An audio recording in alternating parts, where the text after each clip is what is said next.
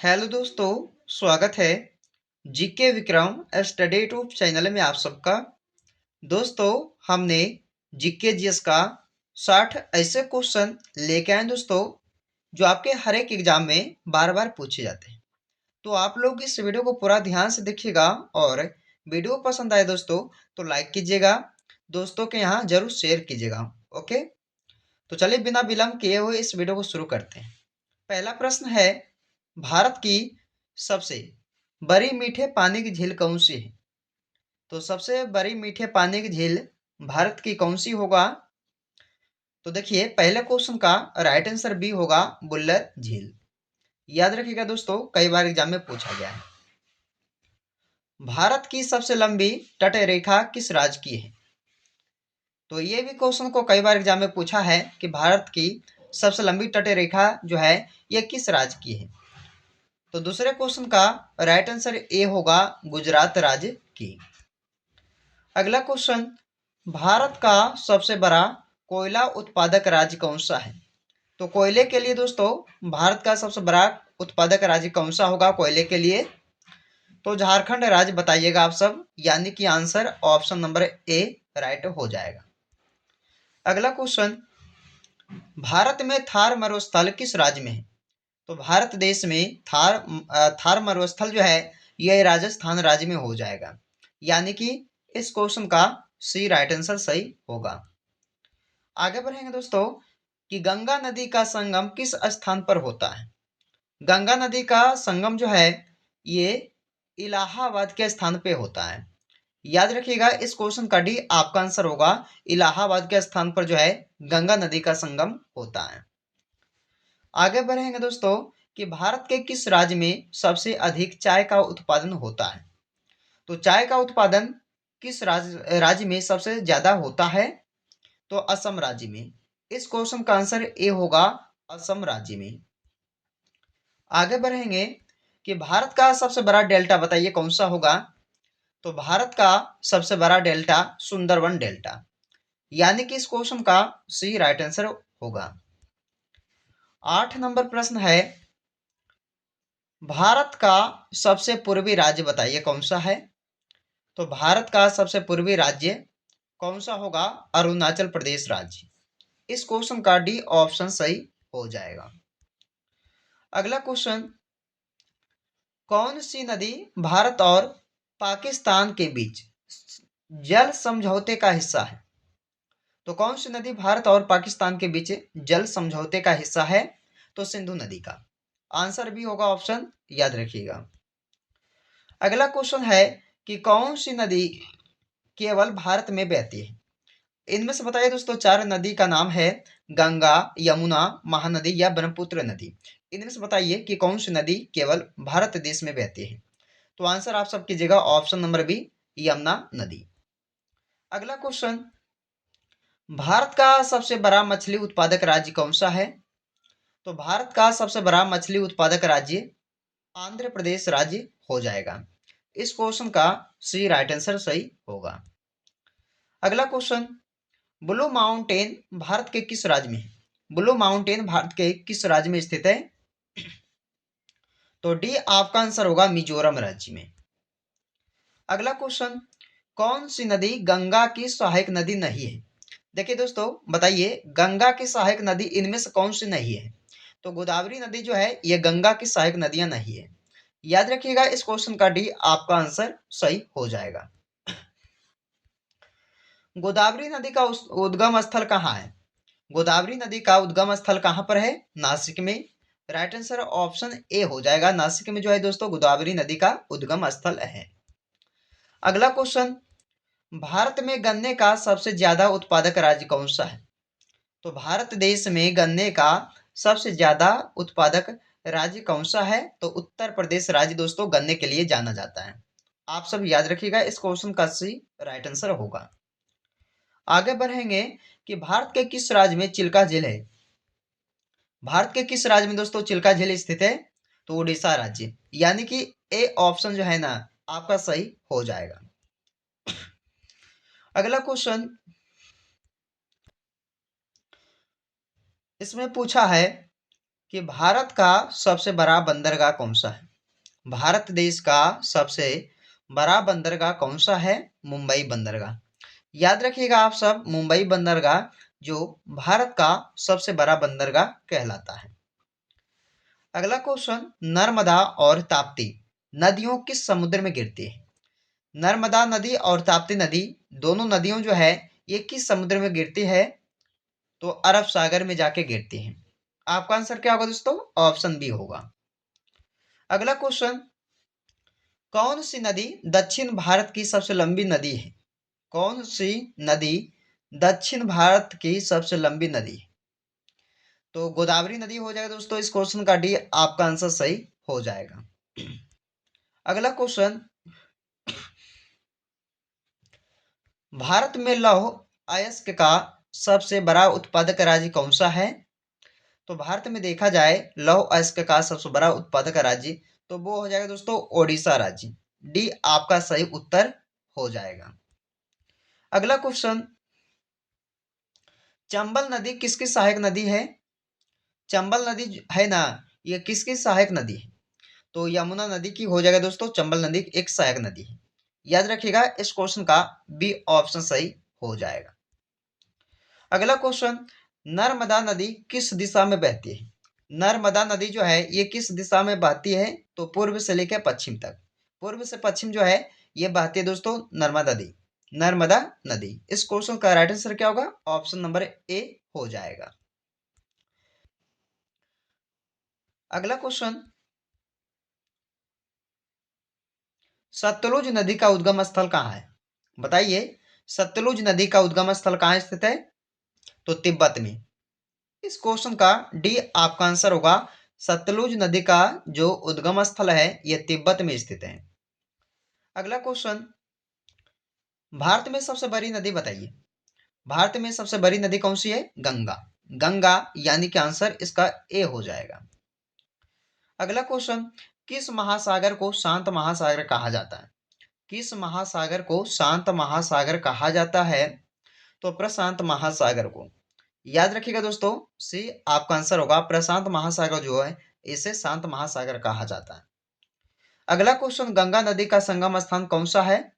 गंगा नदी का संगम स्थान कौन सा है? तो प्रयागराज हो जाएगा। इस क्वेश्चन का डी आपका सही आंसर होगा, प्रयागराज। अगला क्वेश्चन, विश्व का सबसे बड़ा समुद्र तट वाला देश कौन सा है? तो विश्व का सबसे बड़ा समुद्र तट वाला देश जो है ये हो जाएगा कौन सा? कनाडा। कनाडा यानी कि सी राइट आंसर आपका सही हो जाएगा। अगला क्वेश्चन, न्यूयॉर्क शहर किस नदी के किनारे बसा हुआ है? न्यूयॉर्क शहर जो है ना ये किस नदी के किनारे बसा हुआ है बताइएगा? हडसन नदी के किनारे। आंसर आपका क्या होगा? ऑप्शन ए हो जाएगा। अगला क्वेश्चन, दक्षिण भारत की सबसे ऊंची चोटी कौन सी है? दक्षिण भारत की सबसे ऊंची चोटी अनाईमुडी। आंसर आपका क्या होगा? ए होगा, अनाईमुडी जो दक्षिण भारत की सबसे ऊंची चोटी है। अगला क्वेश्चन, किस महाद्वीप को श्वेत महाद्वीप कहा जाता है? किस महाद्वीप को जो है श्वेत महाद्वीप कहा जाता है? देखिए दोस्तों, आंसर आपका ऑप्शन बी होगा, अंटार्कटिका। अंटार्कटिका महाद्वीप को जो है श्वेत महाद्वीप कहा जाता है। अगला क्वेश्चन है, किस महाद्वीप में सहारा मरुस्थल स्थित है? किस महाद्वीप में सहारा मरुस्थल है? तो देखिएगा आप लोग का आंसर क्या होगा? अफ्रीका महाद्वीप में। दोस्तों, अफ्रीका महाद्वीप जो है सहारा मरुस्थल क्या है? स्थित है। आंसर क्या होगा इसका? ऑप्शन सी होगा। दोस्तों, अगर आप सबको जो ये वीडियो है पसंद आ रहा होगा तो इस वीडियो को लाइक कीजिएगा, शेयर कीजिएगा दोस्तों के यहाँ जरूर। ओके, चलिए, किस पहाड़ी क्षेत्र को नीला पर्वत कहा जाता है? नीला पर्वत किस पहाड़ी क्षेत्र को कहा जाता है? तो याद रखिएगा नीलगिरी को। सी इस क्वेश्चन का राइट आंसर हो जाएगा। अगला क्वेश्चन, किस देश को उगते सूर्य की भूमि कहा जाता है? तो सभी को पता है दोस्तों, उगते सूर्य की भूमि जो है जापान देश को कहा जाता है। डी आपका सही आंसर होगा, जापान देश को उगते हुए सूर्य की भूमि कहा जाता है। अगला क्वेश्चन, विद्युत विभवांतर का ऐसा मात्रक क्या है? तो विद्युत विभवांतर का ऐसा मात्रक होता है वोल्ट। क्या होता है दोस्तों? वोल्ट।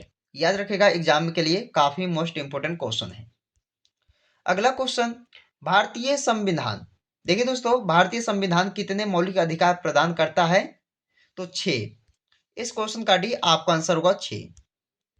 अगला क्वेश्चन है, अर्थशास्त्र किसके द्वारा लिखा गया था?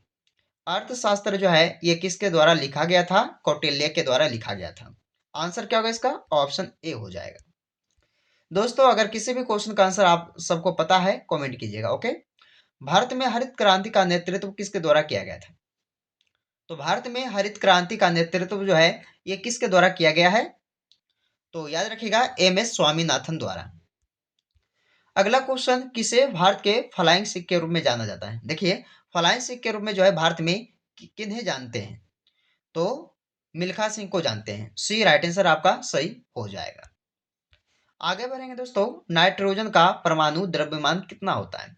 नाइट्रोजन का देखा जाए परमाणु द्रव्यमान तो कितना होता है? 14 होता है। याद रखिएगा इस क्वेश्चन का भी आपका सही आंसर होगा। आगे बढ़ेंगे कि निम्नलिखित में से कौन सा जीवाणु संक्रमण का लक्षण है? लक्षण है दोस्तों बताइएगा। जीवाणु का संक्रमण का जो लक्षण है कौन सा इनमें से होगा? बुखार का। सी राइट आंसर सही हो जाएगा। अगला क्वेश्चन देखिए, इसमें पूछा गया है कि 1337 से 1453 तक 100 वर्षों से भी अधिक समय तक किनके बीच युद्ध चलता रहा था? तो कौन कौन देश के बीच युद्ध चलता रहा था दोस्तों 100 वर्षों तक? तो देखिएगा इंग्लैंड और फ्रांस देश के बीच में। अगला क्वेश्चन है, किस त्योहार के दिन जलियांवाला बाग हत्याकांड हुआ था? तो बैसाखी त्योहार के दिन जो है जलियांवाला बाग हत्याकांड हुआ था। इस क्वेश्चन का क्या आंसर होगा? आपका आंसर बी ऑप्शन सही हो जाएगा। अगला क्वेश्चन, पंचतंत्र दंत कथाएं किसके द्वारा रचित मानी जाती है? तो विष्णु शर्मा द्वारा। किसके द्वारा? विष्णु शर्मा जी द्वारा। यानी कि इस क्वेश्चन का ए आपका सही आंसर होगा। अगला क्वेश्चन है कि चिपको आंदोलन कहाँ शुरू हुआ था? उत्तराखंड राज्य से। दोस्तों ये चिपको आंदोलन जो शुरू हुआ था ये उत्तराखंड राज्य में हुआ था। क्या आंसर होगा आपका? ऑप्शन नंबर बी सही हो जाएगा। अगला क्वेश्चन, 2.5 दिन का झोपड़ा मस्जिद कहाँ है? 2.5 दिन का जो झोपड़ा मस्जिद है ये अजमेर शहर में है। सभी को पता है अजमेर शहर में है। अगला क्वेश्चन, फतेहपुर सीकरी का निर्माण किसने किया था? फतेहपुर सीकरी का निर्माण किसने किया था? अकबर, मुगल अकबर ने किया था। किसने किया था? अकबर ने किया था। याद रखिएगा इस क्वेश्चन का भी आपका आंसर सही हो जाएगा। चलिए दोस्तों, कारले की बौद्ध गुफाएं जो है ये किस राज्य में है? कारले की बौद्ध गुफाएं महाराष्ट्र राज्य में स्थित है। यानी कि आंसर क्या होगा आपका? ऑप्शन नंबर ए सही हो जाएगा। आगे बढ़ेंगे दोस्तों, अकबरनामा की रचना किसने की थी? अकबरनामा की रचना किसने की थी? VVI इंपॉर्टेंट क्वेश्चन है, आप लोग जरूर इसे याद रखिएगा। अकबरनामा की जो रचना है वो अबुल फजल द्वारा किया गया था। यानी कि अबुल फजल ने की थी। अगला क्वेश्चन,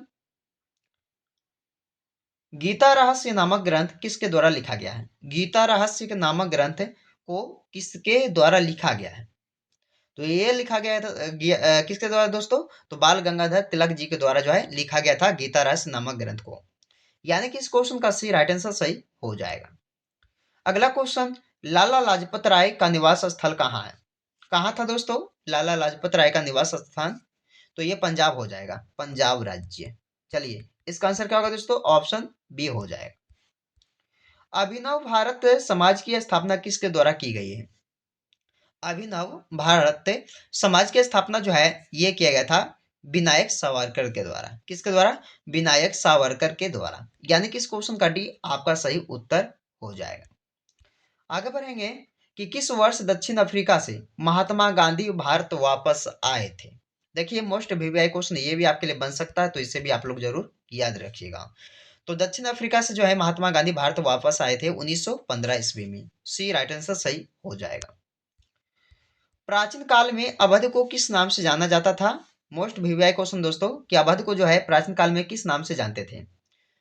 तो याद रखिएगा आंसर होगा कौशल। कौशल यानी कि आपका आंसर ऑप्शन नंबर सी होगा, कौशल के नाम से जानते थे। अगला क्वेश्चन, प्रसिद्ध बृहदेश्वर मंदिर कहाँ स्थित है? प्रसिद्ध बृहदेश्वर मंदिर जो है ये आपका तमिलनाडु राज्य में हो जाएगा। यानी कि ऑप्शन नंबर बी सही होगा। अगला क्वेश्चन, किस वंश के शासकों को सुल्तान नहीं कहा जाता था? तो देखिए मुगल वंश के शासकों को जो है सुल्तान वंश नहीं कहा जाता था। तो इसका क्या आंसर होगा? ऑप्शन नंबर बी सही होगा, मुगल वंश को। अगला क्वेश्चन है, रोलेट एक्ट किस वर्ष में पारित किया गया था? 1919 में जो है रोलेट एक्ट को जो है पारित किया गया था, सभी को पता है दोस्तों। इसका क्या आंसर होगा? ऑप्शन सी होगा। मोस्ट वीवीआई क्वेश्चन, ये भी आपके लिए एग्जाम्स के लिए इंपॉर्टेंट रहेगा। अगला क्वेश्चन है कि जलियांवाला बाग नरसंहार किस वर्ष घटित हुआ था? तो जलियांवाला बाग नरसंहार जो है ये 1919 ईस्वी में हुआ था, 13 अप्रैल 1919 में। याद रखिएगा, इसका आंसर क्या होगा? ऑप्शन बी हो जाएगा। अगला क्वेश्चन है कि किस तारीख को सविनय अवज्ञा आंदोलन प्रारंभ किया गया, यानी कि शुरू किया गया है? तो सविनय अवज्ञा आंदोलन को शुरू किया गया था 12 मार्च 1930 ईस्वी में। याद रखिएगा, इस क्वेश्चन का सी राइट आंसर सही हो जाएगा। अगला क्वेश्चन, किसने कहा था तुम मुझे खून दो मैं तुम्हें आजादी दूंगा? किसने कहा था? तो दोस्तों सुभाष चंद्र बोस जी ने कहे थे कि तुम मुझे खून दो मैं तुम्हें आजादी दूंगा। ये मोस्ट इंपोर्टेंट क्वेश्चन है आपके एग्जाम्स के लिए। इसका आंसर क्या होगा? ऑप्शन सी होगा, सुभाष चंद्र बोस जी ने। अगला क्वेश्चन है जो इस वीडियो का अंतिम क्वेश्चन है, तो इसे आप लोग ध्यान से देखिएगा और दोस्तों कमेंट बॉक्स में इसका आंसर बताइएगा आप सब जरूर। देखिए देखिए, इसमें पूछा है कि महाराणा प्रताप के घोड़े का नाम क्या था? महाराणा प्रताप जी के जो घोड़ा घोड़ा था उनका नाम क्या था? बुलबुल, चेतक, बादल या हाईग्रीव? कमेंट कीजिए दोस्तों, इसका आंसर क्या होगा। तो हमने दोस्तों टॉप 60 क्वेश्चन इस वीडियो में जो है जीके जिसका कवर किए हैं, जो सारे एग्जाम्स के लिए इंपॉर्टेंट रहेगा आपके लिए। तो दोस्तों आप लोग जो है इस वीडियो को पूरा वॉच कीजिएगा। वीडियो पसंद आए तो लाइक कीजिएगा, शेयर कीजिएगा, और पहली बार आए होंगे दोस्तों इस चैनल पे तो आप लोग जो है जीके विक्रम स्टडी को जरूर सब्सक्राइब करके जाइएगा। तो चलिए दोस्तों, आपसे फिर मिलते हैं अगले वीडियो में। जब तक आप लोग इस वीडियो को पूरा वॉच कीजिएगा।